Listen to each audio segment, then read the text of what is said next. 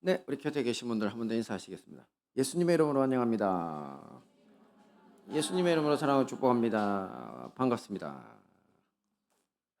네, 오늘 말씀은 여호수아 9장 9절로 10절 말씀 두 절만 함께 보겠습니다. 시작. 그들이 여호수아에게 대답하되 종들은 당신의 하나님 여호와의 이름을 인하여 심히 먼 지방에서 왔사오니 이는 우리가 그의 명성과 그가 애굽에서 행하신 모든 일을 들으며 또 그가 요단 동편에 있는 아모리 사람의 두 왕 곧 헤스본 왕 시온과 아스타롯에 있는 바산 왕 옥에게 행하신 모든 일을 들었음이니이다. 아멘. 네, 지난주 성경 정독 범위는 여호수아 9에서 15장까지였는데요. 여호수아가 이끄는 이스라엘 군대가 요단강을 건넌 후 여리고성과 아이성을 점령하고 또 전반적인 가나안 정복 전쟁에 승리하게 됩니다. 그리고 남은 부분은 각 지파에게 분배하기까지의 이야기였습니다. 자, 오늘은 그 중에서도 9장에 나오는 기브온 거민들, 기브온 사람들이 이스라엘 사람들을 속여서 평화 동맹을 맺는 이야기를 중심으로 여호와께 항복하라는 주제로 함께 은혜를 나누도록 하겠습니다. 먼저 오늘 본문 말씀의 스토리를 대략적으로 한번 살펴보면요. 이스라엘 민족들에 의한 여리고성 또 아이성 멸망 소식을 들은 이 요단강 서쪽의 모든 왕들은 연합군을 구축해서 싸우기로 하고 모여들고 있었습니다.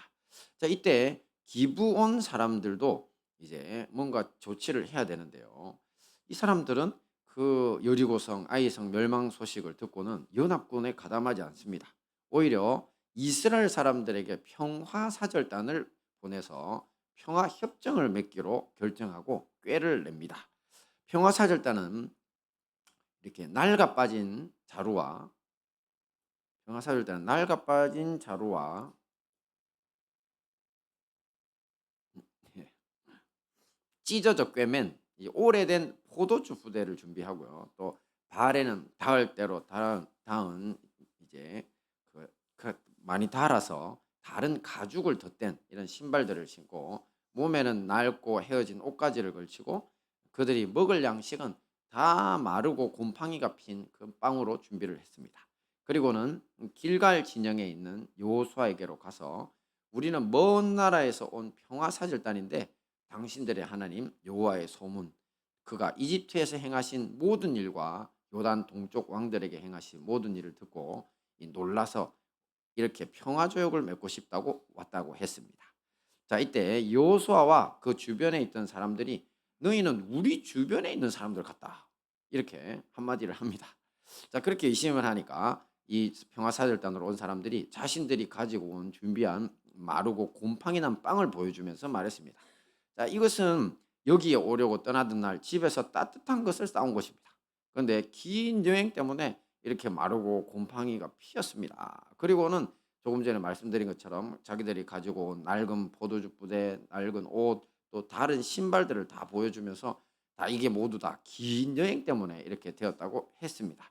자, 이 말을 듣고 이스라엘 사람들이 그들의 마르고 곰팡이 핀 빵을 한번 조사해 보더니 그냥 여호수아는 바로 야 앞으로 내가 너희들 살려줄게 이렇게 평화조약을 그 자리에서 맺어버리고 또 그 곁에 있던 이제 회중의 지도자들도 그들에게 똑같은 맹세를 해줬습니다.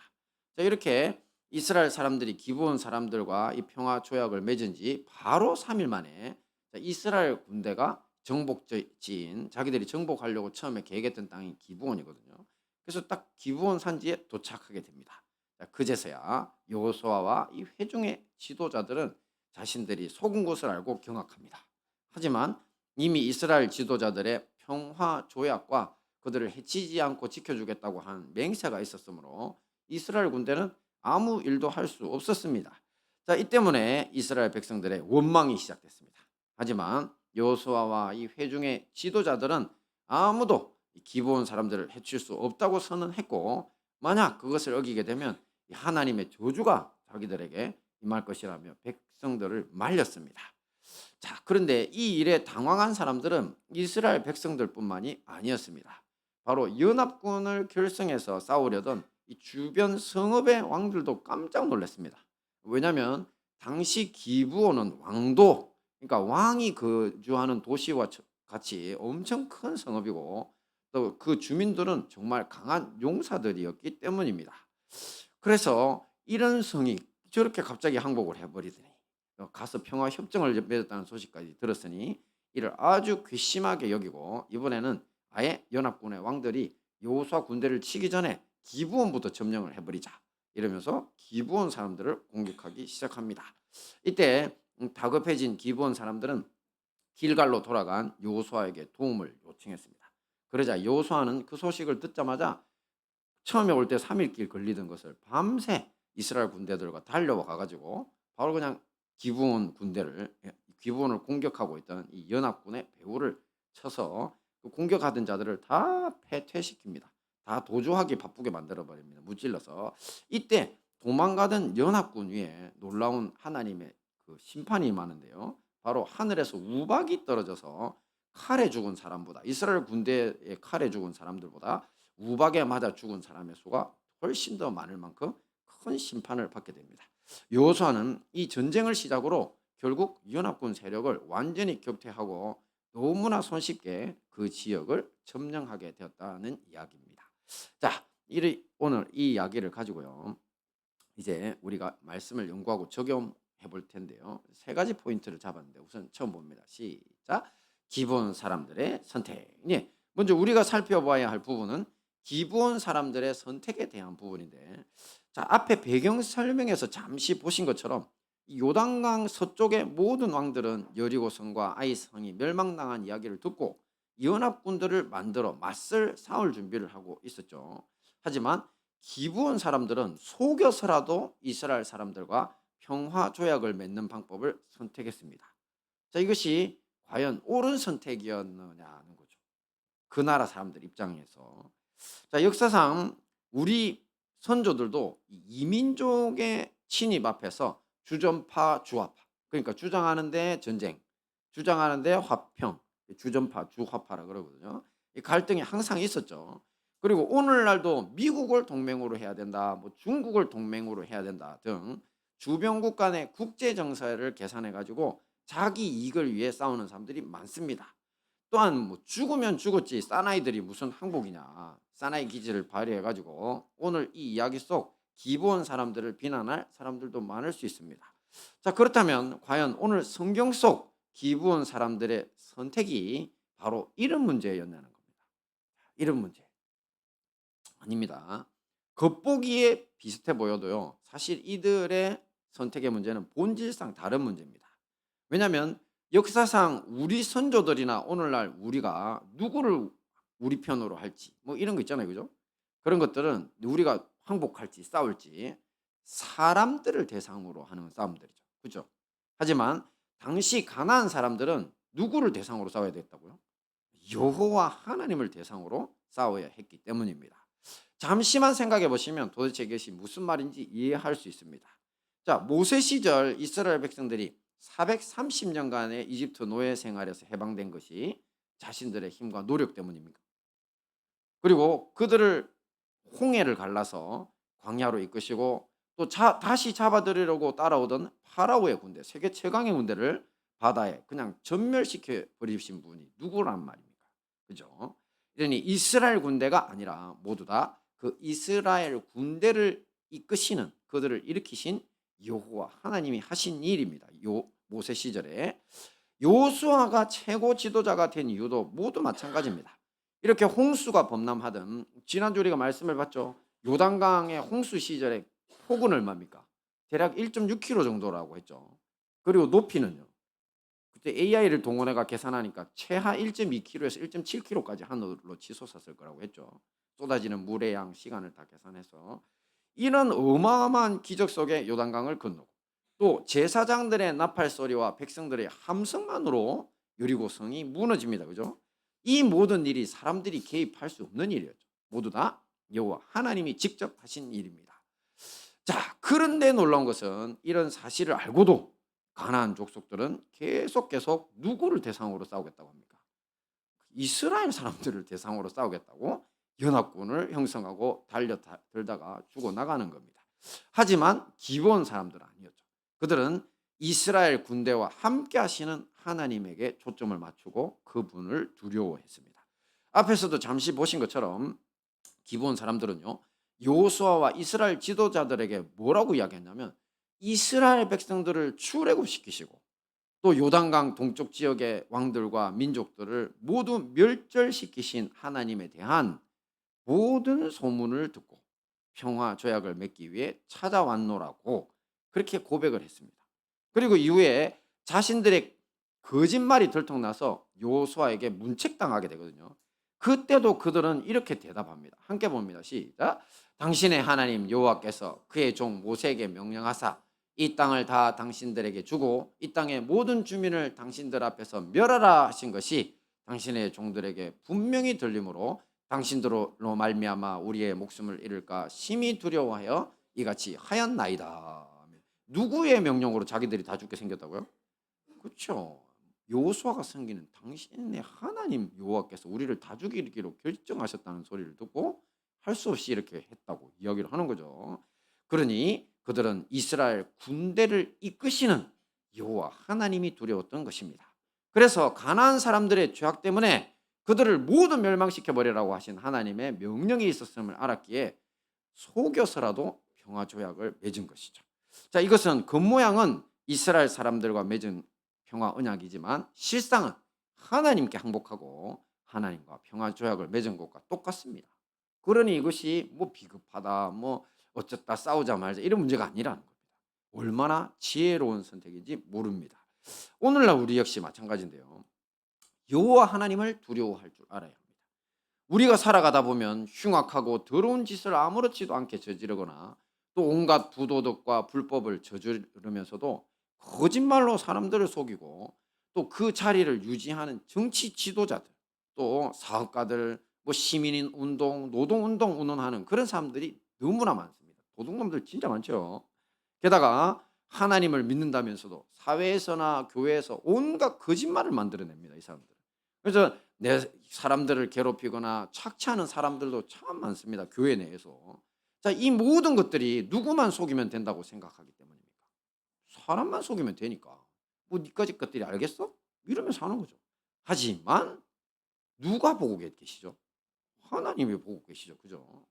그러니 이런 사람들은 그들이 저지른 죄를 심판하시려고 이스라엘 민족을 일으키신 하나님은 보이지 않고 이스라엘 민족만 없애면 되는 줄 알았다가 결국 다 멸망당한 가나안 사람들과 똑같은 꼴을 하고 있다는 겁니다. 오늘날에도 우리 행복한 다니엘은 달라야 합니다. 사람이 아니라 하나님을 두려워할 줄 알아야 한다는 것입니다. 이 가나안 사람들이 아무리 많은 군대를 모아도 하나님을 이길 수 없듯이 우리가 아무리 거짓말을 잘한다고 해도 하나님은 속일 수가 없습니다. 그러므로 우리 모두 이 평범한 진리를 깨달아 기브온 사람들처럼 하나님을 두려워하고 하나님께 항복하는 사람들이 되어야 할 것입니다. 두 번째 주제를 보면 시작. 평화 조약의 효력이 이제는 하나님과 평화 조약을 맺으면 어떤 효력이 있는지에 대해서 한번 살펴볼 건데요. 오늘 이야기 속 기브온 사람들은 이스라엘 사람들을 속여서 평화 조약을 얻어내고 목숨을 구하게 됐죠. 하지만 오늘 본문 말씀을 보시면 이 때문에 여호수아에게 문책을 당하고 저주까지 받습니다. 함께 봅니다. 시작. 여호수아가 그들을 불러다가 말하여 이르되 너희가 우리 가운데 거주하면서 어찌하여 심히 먼 곳에서 왔다고 하여 우리를 속였느냐. 그러므로 너희가 저주를 받나니 너희가 대를 이어 종이 되어 다 내 하나님의 집을 위하여 나무를 패며 물을 깃는 자가 되리라. 아멘. 저기서 종이라는 건 그냥 노예입니다. 그죠? 이제 자자손손이 너희들은 노예다. 엄청난 저주죠. 그죠? 자, 그런데 저기에 여러분 반전이 있습니다. 반전. 자, 어떤 반전이 있냐면 뭐라고 했냐면 지금 요소가 누구의 집을 위한 종이 된다고 그러죠? 그렇죠. 나의 하나님, 내 하나님의 집을 위해 나무 패며 물을 깃는 자가 될 거라고 했죠. 근데 이게 사실 저주가 아닙니다. 저주가 아닙니다. 왜냐하면 기브온 족속들에게 저주하는 척하면서 축복을 한 거예요. 여호수아가. 자, 여호수아의 하나님의 집이 뭡니까, 여러분? 성막이잖아요. 그죠? 모세가 시내산에서 하나님의 명령을 받아 지은 성소와 또 거룩하신 하나님의 임재의 구름 기둥이 항상 함께 하고 있는 이 언약궤가 있는 성막, 그것이 바로 여호수아가 말한 나의 하나님의 집입니다. 자, 성막을 위해 나무 패며 물 깃는 일을 하는 사람들 누군 줄 아세요? 노예들이 했게요? 레위인들이 했어요. 그죠? 그들을 성직자들이라고 부릅니다. 그러니 기브온 사람들에게 지금 성직이 할당된 겁니다.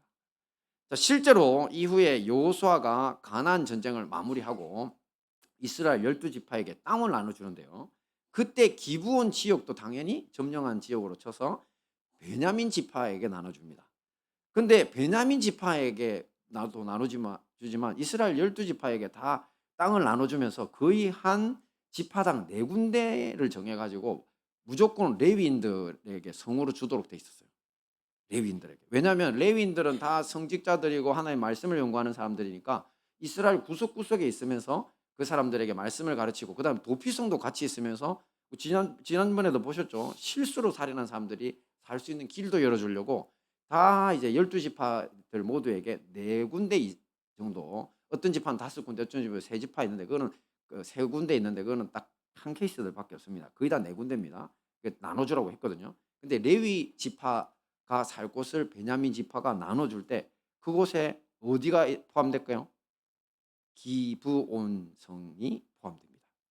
그것도 아론의 자손 제사장들만 사는, 제사장들이 위주로 사는 그 자손들을 위한 성으로 4군데를 베냐민 전체에 다 줬거든요. 그 중에서 기브온이 바로 한 터가 되죠. 그러니까 아까 말씀드린 대로 그렇게 하고, 그 다음에 또 기브온에는 놀랍게 뭐가 있었냐면 모세 시절부터 지었던 성막이 자리합니다. 할렐루야. 이 수백 년 동안 기브온에 모세가 지은 성막이 있었어요. 그래서 이제 솔로몬이 예루살렘에 성전을 건축하기까지 이스라엘 모든 사람들이 기브온에 가서 하나님 앞에 매년 하나님 앞에 제사 드려야 되는 거 알죠? 한 세 번 정도. 그때마다 기브온에 몰려가 가지고 이스라엘 민족 전체가, 남자들이 이제 하나님 앞에 영광 돌리고 예배드리는 행동을 해야 됐거든요. 근데 그때 보조해 주고, 그때 물 떠오고 나무 팬다는 그 노예하겠다는 그 사람들, 기브온 사람들이 레위인들과 같이 항상 그 일들을 하는 거예요. 자, 그럼 이 사람들이 다 이게 그냥 노예입니까? 아니라는 거죠. 성직을 할당받아 가지고 하나님을 섬기는 일을 자손 대대로 하게 됐다는 겁니다. 그것도 아론의 후손인 제사장들과 함께 살며 여호와 하나님을 섬기는 성직을 수행했다는 거죠. 그러니 이것은 저주입니까? 축복입니까? 축복이죠. 비록 속임수의 형태였다고 해도 여호와 하나님께 항복하고 이스라엘과 평화 조약을 맺은 기브온 사람들에 대한 하나님의 용서입니다. 그리고 그들을 보호하시려는 하나님의 배려였던 것입니다. 자, 이후에 기브온 사람들은 실제로 이런 성직과 관련된 덕분에 이스라엘 내에서 이방인으로 배척당하기보다 오히려 특별한 대우를 받았던 것 같습니다. 자, 그런데 이것이 화근이 되어서 이스라엘의 초대왕 사울 시절에 사울 왕에게 학살당하는 끔찍한 일이 벌어집니다. 우리 주변에는 남들이 잘 되면 배아파하는 사람들이 반드시 있죠. 그것처럼 당시에도 기브온 사람들이 이렇게 잘 지내는 것에 대해서 기브온 지역과 경계가 맞닿아 있었던 베냐민과 유다 지파 사람들 사이에 분쟁이 있었던 것 같습니다. 근데 초대 왕이었던 사울이 어느 지파 출신이죠? 베냐민 출신이잖아요. 자기 지파죠. 출신 지파. 그리고 또 유다 지파는 누구 출신이죠? 다윗 왕의. 이때는 사실 사울 왕이 자기의 정적으로 보고 다윗을 죽이려고 찾아다니고 있었거든요. 그러니까 이 사울이 자기 자신의 출신 지파인 베냐민 지파, 또 다윗이 지금 내 정적인 다윗이 붙어가지고 얘들이 협력하면 안 되는 유다 지파. 그때 유다 지파의 무력이 제일 강했거든요. 쟤들이 다윗에게 붙으면 큰일 나. 근데 사실 나중에 사울 왕이 죽고 나서 유다 지파가 다윗을 자기의 왕으로 만들어 버리거든요. 그게 정치적인 메커니즘이 있는 겁니다. 그러니까 이때 어떡하지? 어떻게 내가 인기를 얻지? 하다가 맞다. 기브온 애들 별로 안 좋아하잖아. 걔들이 잘 지내는 거 싫어하잖아. 내가 죽여버려야 되겠다. 그렇게 해가지고 군대를 끌고 가서 아무 죄도 없는 기브온 사람들을 학살했습니다. 저들을 위해서. 자, 하지만 후일에 이 일로 이스라엘 나라와 사울 왕의 가문이 저주를 받게 됩니다. 이스라엘 나라 전체가 3년 동안이나 비 한 방울 없는 기근에 시달린 끝에 사울의 후손 중에 남자 7명이 기브온 사람들에게 처형당하는 끔찍한 형벌을 받자 그제서야 하늘이 열리고 비가 내리면서 저주가 풀리게 됩니다. 자, 기브온 사람들을 살려주겠다던 요수아와 회중 지도자들의 맹세를 사울 왕이 저버렸고, 또 이것을 이스라엘 사람들이 방치했기 때문에 이런 저주의 벌을 받은 것입니다. 이렇듯이 하나님은 기브온 사람들을 끝까지 지켜주셨고, 기브온 사람들은 이후에 이스라엘 나라가 바벨론의 멸망대 당해서 포로로 끌려가기까지 이스라엘 사람들과 함께 살았습니다. 또 그뿐만 아닙니다. 이후에 포로기 70년이 지나서 많은 사람들이 자기 땅으로 돌아갈 수 있게 됐거든요. 자, 가나안 땅으로 돌아올 때도 놀랍게 기브온 자손들이 이스라엘 백성들과 함께 돌아옵니다. 자, 에스라서에서는요. 에스라 2장 20절에 보면 당시에 이스라엘 민족과 함께 돌아온 기브온 자손 95명이었다고, 남자들만. 그러니까 가족을 이끌어 왔으니까 훨씬 많은 숫자죠. 그걸 정확하게 기록을 하고 있습니다. 구체적으로. 자, 이것을 볼 때 기브온 사람들과 이스라엘 사람들 간에 요수아 시대에 맺었던 계약이 그때까지 수백 년을 넘어서 유효했을 뿐만 아니라 여러 역사의 단계를 거치면서 기브온 사람들이 자연스럽게 1000년이 넘는 세월이거든요. 이스라엘 공동체의 일부로 편입됐다는 것을 알 수 있습니다. 오늘날 우리 역시 마찬가지입니다. 우리도 기브온 사람들처럼 하나님과 평화 조약을 맺어야 합니다. 우리 역시 하나님 앞에 멸망받을 수밖에 없는 죄인이기 때문에 살아나야 될 방법이 필요하다는 거죠. 자, 어떻게 해야 할지 한번 보겠습니다. 같이 보면 시작. 예수님을 통한 평화조약. 네, 원래 기본 사람들은 하나님이 멸망시키라고 지시하신 가나안 7족속 중에서도 히위족이라고 하는 사람들에 속한 사람입니다. 옛날에 야곱의 딸 디나가 성폭행을 당했었죠. 그때 살렘 지역에 있었는데, 세겜 지역에, 그 세겜 사람들을 히위 족속이라고 했습니다. 그때 이스라엘 사람들이 히위 족속들, 죄 없는 사람들까지 다 죽여버렸죠. 그 야곱의 아들들이. 사실은 죄를 한번 지은 족속입니다. 이 사람들이 히위족에게, 이스라엘 백성들이. 그 자기들의 어떻게 보면 역사적으로 빚이 있는 사람들이에요. 그런데 그 족속 중에 일부가 바로 기브온 사람들이라는 거죠. 자, 하지만 그들도 악하기는 마찬가지였습니다. 가난한 사람들 모두 자기 자식을 산채로 불태워 죽여서 우상에게 바쳤죠. 그리고 제사라는 이름으로 성적인 일탈과 부도덕한 삶을 즐기는 사람들이어서 소돔과 고모라와 같은, 하나님이 직접 내려와서 심판해버릴 정도의 그야말로 지옥같이 악한 도시가 존재하던 극악한 죄인들이었습니다. 가나안 땅 전체가. 그러니까 기브온 사람들 역시 다를 것이 없었기에 하나님이 멸망시키라고 한 7족속 안에 히위 족속이 정확하게 기록되어 있었던 겁니다. 하지만 기브온 사람들은 오늘 보신 것처럼 하나님과 평화 조약을 맺었고 하나님의 저주라는 이름으로 오히려 보호받았으며 이스라엘 공동체 일부로 편입돼서 완전히 하나님의 백성인 이스라엘 공동체 속으로 녹아 들어가게 되었습니다. 자, 이 시스템이 오늘날 우리에게도 필요합니다. 전도서 기자가 말합니다. 함께 봅니다. 시작.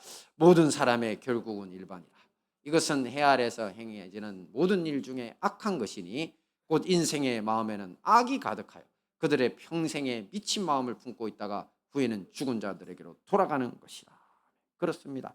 우리는 너나 할 것 없이 노인이나 어린아이나 상관없이 모두가 마음에는 악이 가득하고 또 평생에 미친 마음을 품고 살다가 죽는, 그야말로 희망 없는 죄인들이라고 선언하는 겁니다. 그 말 맞죠? 아이들까지 다 포함입니다. 우리 예뻐 보이는 아가이들도 5살 넘어가면 미친 마음을 품습니다. 그 속에 놀랍게 인간의 죄성이 여기 가득 차 있는 거죠. 자, 우리가 어떻게 해야 합니까? 우리는 용서받아야 되는 거죠. 하나님 앞에 평화 조약을 맺어야 합니다. 그래야 보호받을 수 있죠. 누구를 통해 가능하다고요? 예수님을 통해. 말씀 봅니다. 시작. 그러므로 우리가 예수 그리스도로 말미암아 하나님으로 더불어 화평을 누리자. 뭐를 누리자고요? 화평입니다. 이게 바로 평화 조약입니다. 우리 역시 기브온 사람들처럼 악한 죄인들이지만 예수님을 통해 하나님과 평화 조약을 맺고 그분의 백성이 될 수 있습니다. 속일 필요 없습니다. 그죠? 속일 필요도 없습니다. 자, 예수님이 우리의 모든 죄를 대신해 십자가에 돌아가셨고 또 우리에게 영원한 하나님의 생명 주시기 위해서 부활하셨음을 믿으며 신뢰하며 그분께 여러분이 일생 동안 지은 죄를 모두 고백하시고 이제는 다시 그 죄로 돌아가지 않겠노라고 삶으로 하나님 앞에 보여주시기만 하면 되는 겁니다. 할렐루야. 그리하면 이스라엘 편에 붙었다고 달려들던 가나안 연합군들이 망한 것처럼 기브온 사람들을 학살했던 사울 집안이 저주받았던 것처럼 여호와 하나님이 우리의 모든 대적들로부터 우리를 건지시고 우리를 하나님 나라의 친백성 영원한 평화 조약의 일원으로 받아 주실 줄 믿습니다. 아멘. 네, 말씀을 정리하겠습니다. 우리는 오늘 기브온 사람들이 이스라엘을 속여 평화 조약을 맺은 이야기를 통해서 여호와께 항복하라는 제목으로 세 가지 주제를 살펴봤습니다. 각각 어떤 주제와 교훈이 있었죠? 처음에 기브온 사람들의 선택. 그렇습니다. 기브온 사람들은 어리석은 가나안 사람들처럼 연합해서 하나님 이겨보겠다고 덤비지 않고 도리어 하나님을 두려워하고 그래서 살게 됐죠. 우리도 하나님을 두려워하는 사람들이라고 있고요. 두 번째는요, 평화조약의 효력. 그렇죠. 저준 줄 알았더니만 도리어 성직에다 심어주고 보호해주는 축복이었고, 이스라엘 역사에 기브온 사람들이 녹아 들어갈 수까지 있었다고 했습니다. 마지막은요, 예수님을 통한 평화조약. 그렇습니다. 우리가 아무리 죄인이라도 예수님을 통해 하나님과 평화조약 맺을 수 있죠. 속일 필요도 없다 그랬죠. 할렐루야. 자, 이 모든 말씀으로 여호와께 항복하고 예수님을 통해 영원한 평화조약에 참여하시는 우리 행복한 다니엘 교회와 형제교회 성도님들 되시기를 축원합니다.